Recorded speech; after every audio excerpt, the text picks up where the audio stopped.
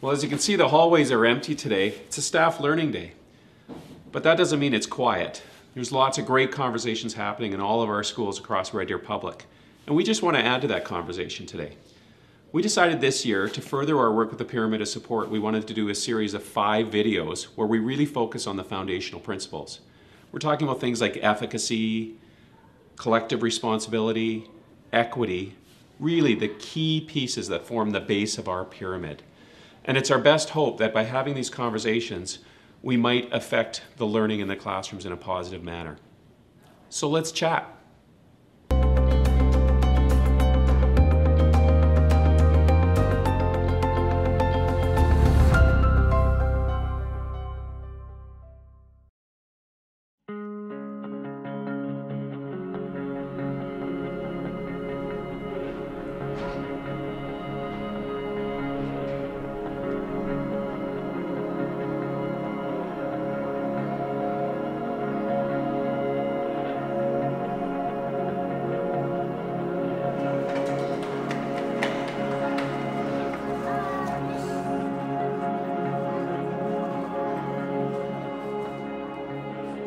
When I think about efficacy, there's this great quote from Henry Ford that I always think about, and it's, whether you believe you can or you cannot, you are correct. And I think that's efficacy in a nutshell, and especially in an education setting, we're talking about 2 things here. We're talking about our belief that every child can learn, and our belief in our own skills. And those 2 things have to go together. You can't have one without the other.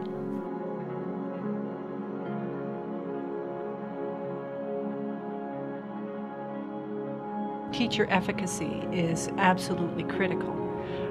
Every parent or grandparent or guardian sends their child to school believing that that child is going to be successful, believing that they're going to have great experiences, good learning opportunities, and that the world is just going to open up at their feet. And we want to believe that too. We do believe that too, right?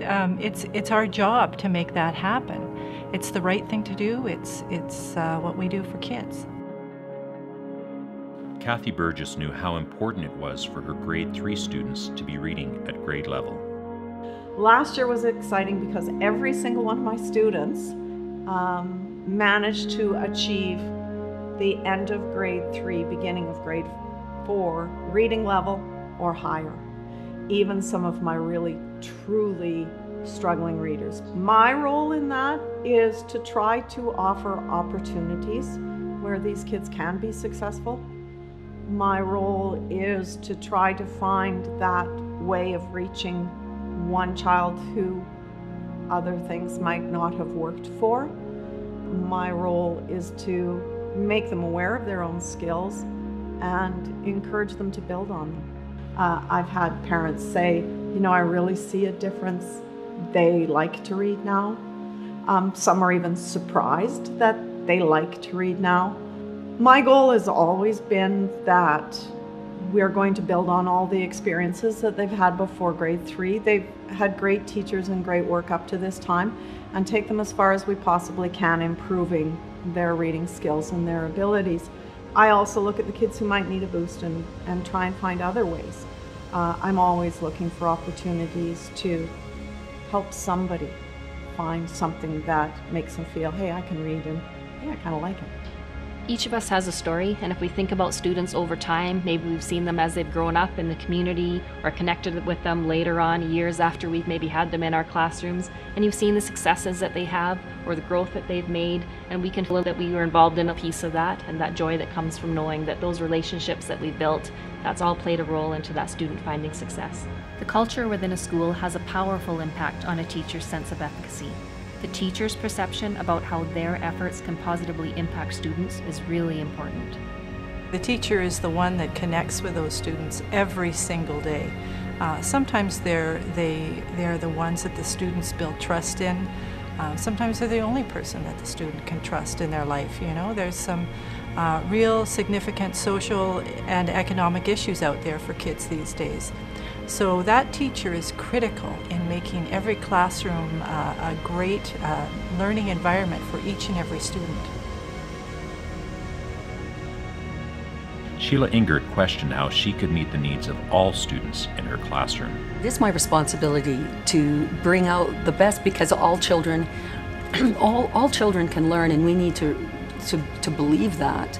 And it's our responsibility to bring out the best in each child and to meet their individual needs. I think teachers need to realize that we all can do it, that we have it within us, and we need to believe in ourselves. As a teacher, we need to be continuously learning. As a teacher, now as a leader as well, that we need to be continuously learning, and we need to show our students that. And I don't know if there was an aha moment. I think it was more that I realized how important it was that each child should go to their neighborhood school, that they need to have that sense of belonging, and really that sense of belonging is kind of part of our own human nature, that we all want to belong. Parker, his twin sister's in there too, and that's how lovely that they can be together in the same classroom, and it works wonderfully. Teaching is a rewarding job. You know, it's why we became teachers and why we do the work we do. When you see that light go off in a child's head where they made a connection, or they've maybe achieved a skill they were having trouble achieving before, and now they've got it. And I think we take a little sense of pride knowing we had something to do with that, or knowing we played a small part in making that success happen for that child. And that's why teaching's such a fantastic profession to be involved in. The absolute #1 support any student can have is a teacher in their classroom who can inspire learning and nurture hope in each and every student. As educators, we have a responsibility to build and enhance our practice. A class on inclusive education convinced Sheila Ingert that she had the ability to impact diverse learners in her classroom. I sat there in class learning about all these different inclusive practices, and I was like, I do that, I do that, I do this. And I really came down to the realization that teaching in an inclusive classroom is just good teaching. It's good teaching. It's good teaching practices. I want to finish things by sharing a story by Jerry Spence. He's a renowned defense attorney, and he tells this story about a young smart aleck boy and a wise old man. The smart aleck boy had a plan. He wanted to show up the wise old man to make a fool out of him. The smart aleck boy had caught a bird in the forest, and he had it in his hands. The little bird's tail was sticking out. The bird is alive in his hands. The plan was this: he would go up to the old man and he would say, "Old man, what do I have in my hands?" The old man would say, "You have a bird, my son." The boy would say, "Old man, is this bird alive or is it dead?" If the old man said that the bird was dead, he would open his hands and the bird would fly off free, off into the trees, alive and happy. But if the old man said that the bird was alive, he would crush it with his hands and say, "See, old man, the bird is dead." So he walked up to the old man and he said, "Old man, what do I have in my hands?" The old man said, "You have a bird, my son." The smart aleck said, "Old man, is the bird alive or is it dead?" To which the old man said, "The bird is in your hands, my son. It's really up to you." As teachers and staff across Red Deer Public Schools, the success of every student truly is in your hands.